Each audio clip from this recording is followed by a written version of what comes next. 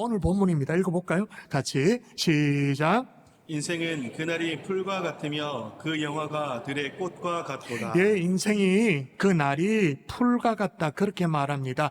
풀과 같다라고 말하면서 인생의 허무함, 공허함들을 지금 시인이 노래를 하고 있어요. 그런데 이게 우리에게 별로 와닿지가 않아. 풀과 같다 그래도 별로 와닿지가 않아. 왜냐하면 풀과 같다 그러면 우리 세봄이 말이에요. 풀과 같다 왕성한 생명력을 떠오르지 그게 허무함이 느껴지지 않아요. 하다못해 이게 남천강변에 제가 교회를 들고 날 때 보면 이렇게 보면 잡초라고 하는 것들 있잖아요. 어제까지만 키가 요 정도 있는데 그 다음날 쑥 커. 그 푸르는 생명력이 늘 산상되어지고 연상되어지지 인생의 허무함이 느껴지지 않아요? 그런데 여러분 팔레스틴 지역을 생각해 보십시다. 새벽 이슬을 머금고 겨우 힘겹게 이파리 하나를 겨우 올렸습니다. 올렸는데 금방 시들 수밖에 없는 말라버리게 하는 그 기후, 그 건조함. 그래서 험하게 사그라지는 것이 인생이다라고 오늘 시인이 얘기를 하고 있는데 16절은 더합니다. 한번 읽어볼까요? 더합니다. 시작. 그것은 바람이 지나가면 없어지나니 그 있던 자리도 다시 알지 못하거냐. 자, 그것은 바람이 지나가면 어떻게 된다고? 바람이 지나가면 없어진대요. 여기 말하는 바람은 봄바람이 아닙니다. 살랑살랑 기분 좋게 부는 바람이 아니에요. 여기 바람은 뭐냐? 사막의 뜨거운 열풍을 얘기하는 거예요. 광야의 모래바람을 얘기하는 거예요. 그게 지나가면 어떻게 된다고요? 없어지니. 그 다음 설명이 더 와닿아요. 그 있던 자리도 다시 알지 못하거니와. 그 있었는지조차를 모르는. 있었어? 없어져 버리는. 그런 것이 인생이라고 오늘 시인이 노래를 하고 있어요. 그래서 섹스피어는 그의 비극 맥베스에서 아내의 죽음을 전해 듣고는 인생의 허무함과 이 모든 것들을 이렇게 토로해요. 인생은 걸어다니는 그림자에 불과하다. 그림자. 그러니까 살아보니 인생이라는 게 실체가 잘 없더라. 그래서 그림자다고 그렇게 얘기를 합니다. 그런데 인생이 그렇게 사그라지는 것이라고 얘기를 하고 있는데 오늘 성경은 거기서 끝나는 게 아니에요. 그 다음이 있어요. 그 다음. 자, 읽어볼까요? 17절입니다. 시작. 여호와의 인자하심은 자기를 경외하는 자에게 영원부터 영원까지 이르며 그의 의는 자손의 자손에게 이르리니. 자, 여기 보니까 여호와의 인자심이라고 돼 있는데 제가 몇 주 전에 여호와의 인자 이걸 다른 말로 풀이하면 친절함이라고 말할 수 있다고 말했죠. 그래서 다정함에 축복이 있다. 다정함에는 축복이 있다. 그래서 이 대목에 여호와의 인자함을 하나님의 축복이라고 바꿔 읽고 싶어요. 근데 하나님의 축복은 어떻게 되느냐? 따라 하십시다. 하나님의 축복은 하나님의 축복을 세대를 향한다. 세대를 향한다. 다시 읽어볼까요? 여호와의 인자하심은 시작.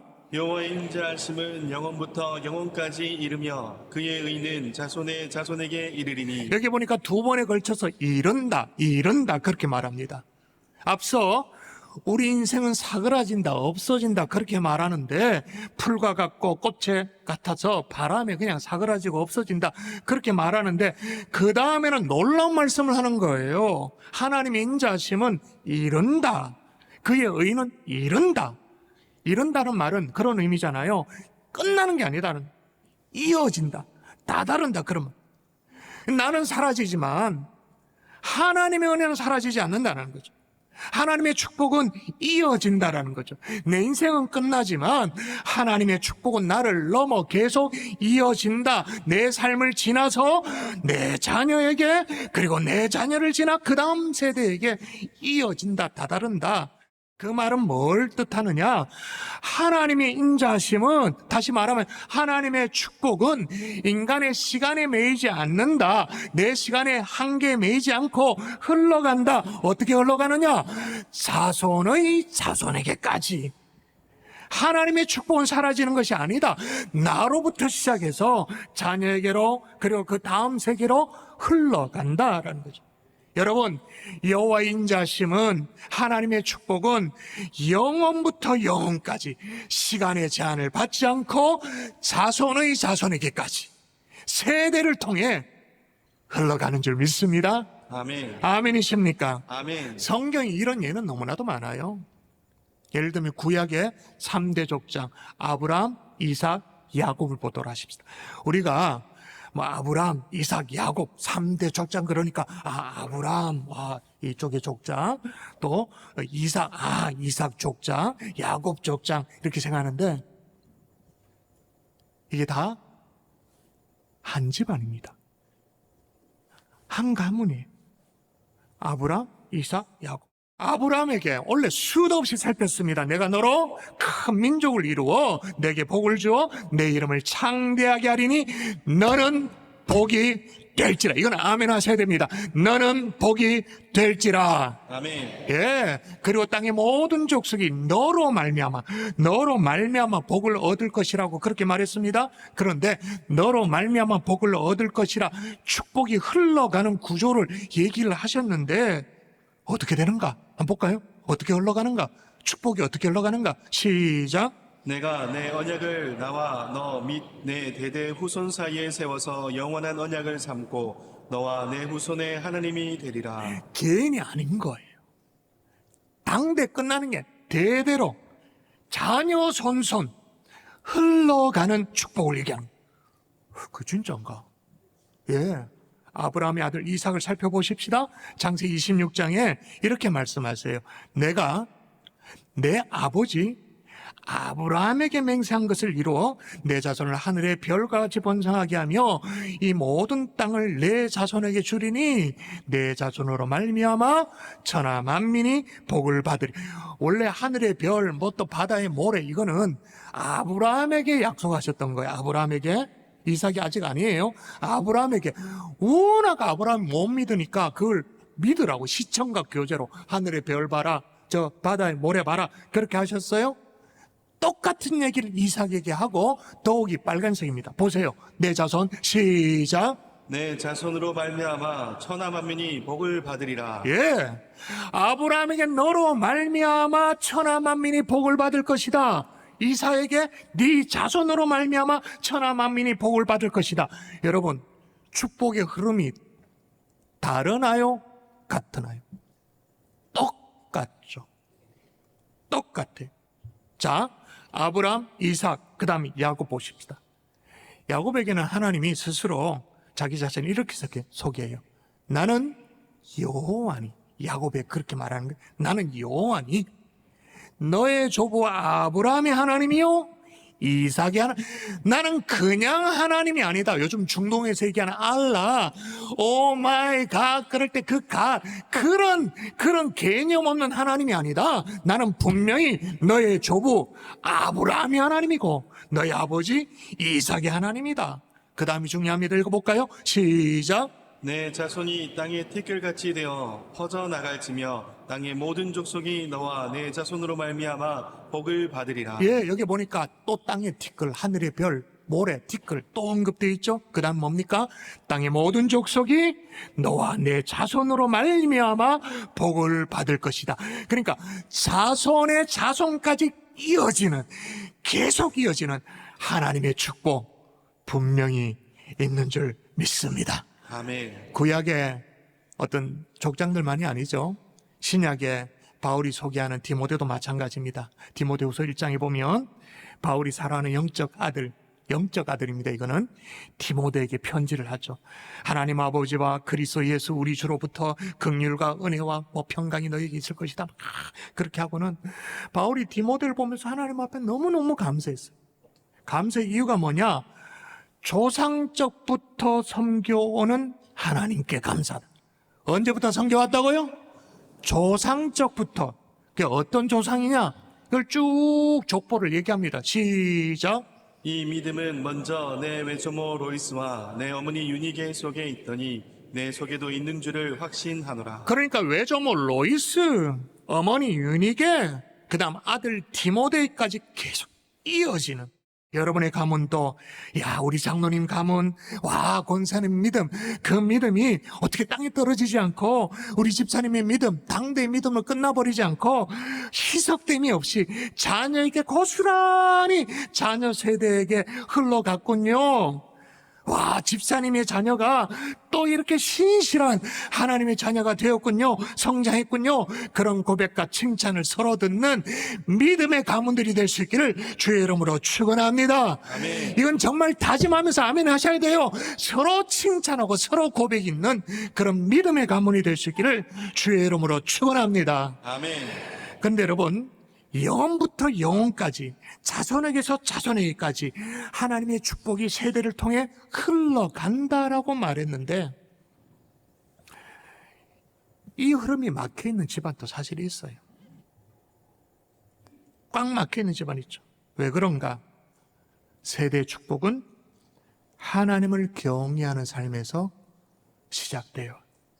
오늘 이 세대의 축복이 누구에게 임한다고 하는지 정확하게 잘 살펴보십시오. 다시 한 번 더 읽습니다.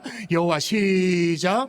여호와의 인자하심은 자기를 경외하는 자에게 영원부터 영원까지 이르며 그의 의는 자손의 자손에게 이르리니. 예, 누구에게? 누구에게 영원부터 영원까지? 누구에게? 자손의 자손까지? 경외하는 자에게. 경외하는 자에게. 근데 안 경외하니 이게 막혀버리죠. 여러분, 세대의 축복을 직분으로 시작된다고 그렇게 말하지 마십시오.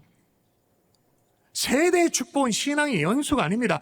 제발 저한테 이제 그런 얘기 정말 하는 사람 한 명 더 없었으면 좋겠어요. 우리 집안은요, 뭐 장로가 몇 명이고요, 권사가 몇 명이고요, 목회자 집안이고요, 우리가 몇 대째 예수 믿고. 그게 무슨 의미가 있습니까? 몇 대째 예수 믿어도 더 엉망인데, 더 그냥 정말 안타까운데. 자, 어떤 자에게 하나님이 축복을 이어가신다고요? 경외하는 자에게, 경외하는 자. 그런데 중요한 것은 경외하는지 아닌지를 알 수가 없죠. 철저히 감춰져 있죠. 자, 보세요. 자녀의 신앙이 자라나는 이 못자리판이 교회일까요? 가정일까요? 우리 아이들의 자녀의 신앙이 자라나는 이 못자리판, 아주 중요한 못자리판이 교회일까요? 가정일까요? 명백하게 가정이죠. 교회 주일학교에서 조금은 도와줄 수 있습니다만은 가정입니다. 그런데 가정에서 이제 못자리판에 이제 가라지를 심었는지 알골 심었는지 알 방법이 없어요. 심어도 이걸 정성스럽게 꼭꼭 눌러서 심었는지 아니면 대충 저 던져놓고는 나 싹이 나든지 말든지 알아서 해라 이렇게 했는지 알 방법이 없어. 각 가정에서 어떤 신앙의 기본기를 가르쳤는지 또 배웠는지 어떤 신앙의 태도를 가르쳤는지 몰라요. 얼마나 하나님 사랑하는 마음을 제대로 가르쳤는지 알 방법이 없어요. 철저히 비밀이에요. 근데 알 수가 있어요. 언제 알게 될까요? 그게 드러나는 순간이 있죠. 아이가 머리가 굵어지면 자녀가 어떻게 여호와를 경외하는가가 다 이제 드러나죠. 여러분, 여기서 말하는 경외는 단순히 감정이 아닙니다. 어떤 느낌, 경외, 거룩함 그런 게 아닙니다. 삶의 태도입니다. 삶의 선택입니다. 여러분, 아브라함 보십시오. 하나님을 경외했기 때문에 하나님께서 네 아들 이삭을 바치라 말했을 때 순종을 합니다. 여러분 기억나시죠? 이삭을 바치라. 말도 안 되는 명령인데도 순종한 아들을 내놓아요. 근데 막 그렇게 하니까 오히려 하나님이 급해가지고 아브라함 막 말리잖아요. 그리고 나서 하나님이 뭐라고 말씀하셨는가? 이게 중요해요. 읽어볼까요? 시작. 내가 이제야 내가 하나님을 경외하는 줄을 아노라. 내가 이제야 비로소 하나님을 경외하는 줄 아노라. 그게 뭐 어떤 순간이었습니까? 삶의 선택의 순간이었죠. 여호와 경외하는 삶의 선택이에요.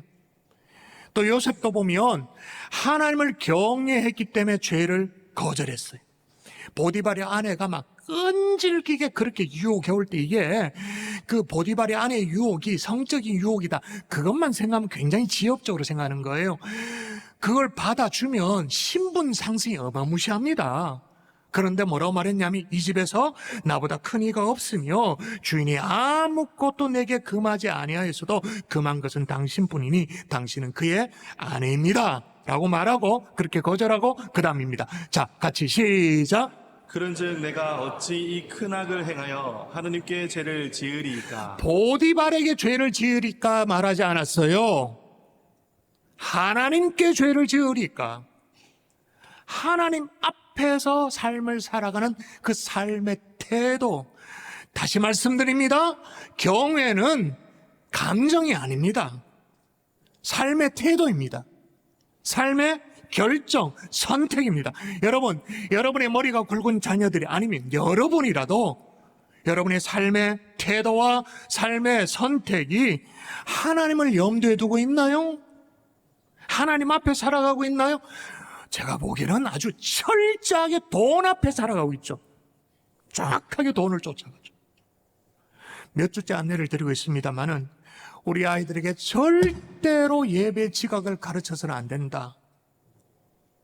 그렇게 말했어요. 그러면 안 된다. 여러분, 하나님 경외가 뭐 대단한 겁니까? 우리의 삶의 예배의 태도. 원래 대배 우리 자녀들과 함께 드리는 것을 권장하지만 대배로 자녀들이 마땅히 드려야 될 부서 예배를 퉁치면 정말로 위험하다. 그렇게 권면을 드렸어요. 그리고 자녀와 함께 예배를 드린다면 정말 정확하게 예배를 제대로 정각에 드리셔야 된다. 근데 언제나 지각을 해. 이건 정말 위험한 일이에요. 뭐가 위험하냐? 아이들에게 철저하게 뭐를 가르치고 있는 중이냐면 뭐 아무렇게나 예배 드려버려라 그냥 막 까짓 거 그냥 뭐 지각도 하고 뭐 예물도 대충 뭐 준비도 안 하고 그렇게 드려도 우리 하나님은 고맙다고 넙죽 무슨 구걸 하듯이 그래가 예배를 받아 자시는 분이니까 마음대로 예배를 드려보라. 온몸으로 자녀에게 가르치는 꼴이에요. 이거 하나님 경외하고는 전혀 상관이 없어요. 그런 분이 설사 예배당 안에 앉아있다 할지라도 그 가정이 예배당 안에 앉아있다 할지라도 그는 하나님 경외하고는 아무 상관이 없어요. 그냥 종교 활동한 거죠. 여러분, 이 자리에 있는 부모님들이요, 자녀들이 주일학교에 잘 적응하고 신앙생활을 잘하기를 여러분 소원하십니까? 별로 소원을 안 하시나? 제가 다시 한번 물어볼게요. 이 자리에 있는 부모님들이요, 여러분의 자녀들이 주일학교에 또는 청년부에 딱 때에 맞게 잘 적응하고 신앙생활을 잘하기를 여러분 소원하십니까? 자녀는 그렇게 되기를 원하는데 정작 부모는 아직 교회 등록도 안 해요. 아이는 주일학교에 착실하게 단계를 밟아가지고 신앙생활을 잘 하기를 원하면서 정작 부모는 등록도 안 하고 겨우 예배만 드리고 사라지고 근데 아이가 머리가 굵잖아요? 그럼 어떻게 할까요? 하나님하고는 빠이빠이. 왜? 어차피 하나님 경외하는 상관없이 종교 활동 열심히 했고 그렇게 해왔고 우리 부모도 보니까 뭐 대충 왔다 갔다 뭐 마지못해 교회 왔다 갔다 했고 그걸 내가 수년 동안 지켜봤는데 이제 결단하겠다라는 거예요. 그 결단이 뭐냐? 물론 그 결단이 나만이라도 정말 더 신실하게 믿음 생활 해보면 좋겠다. 그러면 좋겠죠. 근데 그게 10명 중에 한두 명이에요. 이제 결단합니다. 머리에 걸고 있습니다. 나는 더 이상 그런 위선적인 신앙생활을 하지 않겠다. 결론이 뭐냐? 하나님 빠이빠이, 교회 빠이빠이. 그게 10중 8, 9입니다. 부모가 자식에게 물려줄 수 있는 최고의 축복은 오래 사는 게 아니에요. 오래 사시면 좋겠죠. 돈을 막 많이 물려주는 것, 그게 아니에요. 그러면 좋긴 하겠죠. 그러나 하나님과 함께 하시는 것, 그거는 자녀들에게 더할 나위 없는 축복인 줄 믿습니다. 아멘. 하나님이 함께 하시고 오래 살아야 됩니다. 하나님이 함께 하시고 재산도 많아야 됩니다. 그거 없으면 여러분, 하나님이 함께 하지 않는데 물려준 재산이 자녀에게 축복이 되겠습니까? 더 독이 되지, 개차반이 되지. 여러분, 근데 나는 여기에 대해서 별로 자신이 없다. 우리 집안은 별로 자신이 없다. 그러면 앞서 제가 길게 살폈던 영원부터 영원까지 자손의 자손까지 하나님의 축복은 흘러갑니다. 세대의 축복과는 상관이 없는 거예요. 여러분, 철저하게, 더 철저하게 하나님을 경외하는 여러분의 가정이 될 수 있기를 주 예수 이름으로 축원합니다. 아멘. 여러분, 세대의 축복은 여호와를 경외하는 삶에서 시작된다, 그렇게 말했는데, 오늘 본문에 경외하는 것에 대해서, 경외하는 자에 대해서 또 풀이를 해놨어요. 자, 17절과 18절을 이어서 읽어볼까요? 같이 읽도록 하겠습니다. 경외가 뭔가? 시작. 경외하는 자에게 영원부터 영원까지 이르며 그의 의는 자손의 자손에게 이르리니 곧 그의 언약을 지키고 그의 법도를 기억하여 행하는 자에게로다. 아멘. 앞서 경외하는 자라고 말하니까 약간은 이게 모호할 수 있어요. 어떻게 하는 게 경외하는 거냐? 좀 모호해요. 그런데 그 다음에 중간에 쭉 보면 한 글자가 나와. 곧, 이 꼴, 뭐라고요? 그의 언약을 지키고 그의 법도를 기억하여 행하는 자. 경외하는 자가 뭐냐? 똑같다. 곧 뭐냐? 그의 언약을 지키고 그의 법도를 기억하여 행하는 자. 결국은 이게 어떻게 마무리되냐면, 따라하십시다. 세대의 축복은 세대의 축복은 믿음의 전수로, 믿음의 전수로 한 번 더, 믿음의 전수로 믿음의 전수로 완성된다. 완성된다. 여러분 보세요. 그의 언약을 지키고 그의 법도를 기억하여 행하는 것, 그게 뭐예요? 신앙생활, 믿음생활. 그 신앙을, 그 믿음생활을 전수하려면 진짜 철저하게 가르치지 않으면 안 돼요. 이제 가정의 달이 시작되어집니다. 믿음의 전수가 되고 있는지 아닌지 심각하게 여러분의 가정을 돌아보면 참 좋겠어요. 아직 우리 아들, 딸들이 신앙생활을 하지 않아요? 며느리 사이가 신앙생활을 하지 않아요? 하나님하고 상관없이 그렇게 막 살아버려요? 근데 아무렇지도 않아. 태신자 작정도 하지 않아. 죄송하지만 오늘 세대의 축복과는 전혀 상관이 없게 돼. 왜? 오늘 말씀에 전제가 나와요. 뭐냐? 전제가 뭐냐? 그의 언약을 지키고 그의 법도를 기억하여 행하는 자라고 명백하게 전제를 세워놨어요. 그래서 이스라엘 백성들은요, 그 자녀들에게 막 이 말씀을 마음에 새기도록 하는데, 특별히 쉐마 이스라엘의 말씀을 마음에 새기도록 가르쳐요. 한번 읽어볼까요? 제가 4절일 테니까 여러분 5절 교독하십시다. 이스라엘아 들으라. 우리 하나님 여호와는 오직 유일한 여호와시니라. 너는 마음을 다하고 뜻을 다하고 힘을 다하여 내 하나님 여호와를 사랑하라. 오늘 내가 내게 명하는 이 말씀을 너는 마음에 새기고 내 자녀에게 부지런히 가르치며 집에 앉았을 때에든지 길을 갈 때에든지 누워있을 때에든지 일어날 때에든지 이 말씀을 강론할 것이며 너는 또 그것을 내 손목에 매어 기호로 삼으며 내 미간에 붙여 표로 삼고 또 내 집 문설주와 바깥문에 기록할지니라. 이 말씀을 아예 쉐마 이스라엘이라고 딱 명명해놓고, 우리 하나님 여호와는 오직 유일하신 여호와시다. 너는 마음을 다하고 뜻을 다하고 힘을 다하여 내 하나님 여호와를 사랑해야 된다. 이걸 가르치고 또 가르치고, 실제로 부지런히 가르치고, 손목에도 이마에도 문에 문설주에도 다 붙이고, 본당에 있는 여러분, 그리고 잠옷실에 있는 우리 성도님들, 또 생중계로 함께하는 우리 성도님들, 세대의 축복은 믿음의 전수로 완성됩니다. 믿음의 전수는 철저하게 믿음을 가르쳐야 돼. 신앙을 가르쳐야, 그래야 가능한 거예요. 가정의 달을 앞두고 이 일에 전심전력을 다하는 하나님의 종들이 될 수 있기를 주의 이름으로 축원합니다. 아멘. 말씀의 결론을 맺을게요. 우리 믿음의 백성들이,